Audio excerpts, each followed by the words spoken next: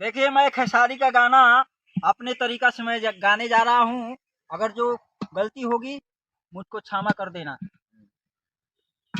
चलिए शुरू हो जाइए। सुने सनम गम दिहल बारिया रे, देख जिए के मन ना करे, देखा तो हर मारे। अरे हम वाह, कारी प्यार जाम हो, हम प्यारी प्यार जान हमके सजा दिलू। तोहार दिल की चार जर कहीं लगा लेलू।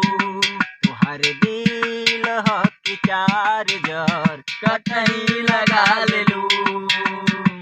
सुने सनम गम दिहल बारिया रे, क्या बात है। जिए के मन ना करे, देख तोहर मारे।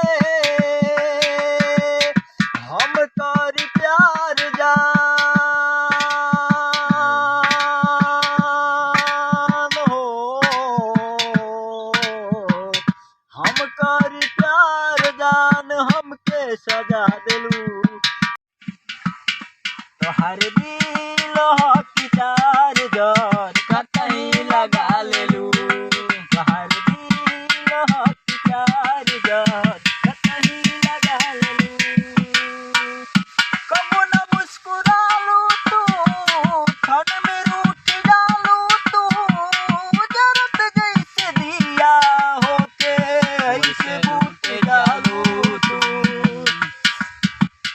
कबो न मुस्कुरालू तू, क्षण में रूठ जालू तू, जरत जैसे दिया होके ऐसे बूट जालू तू।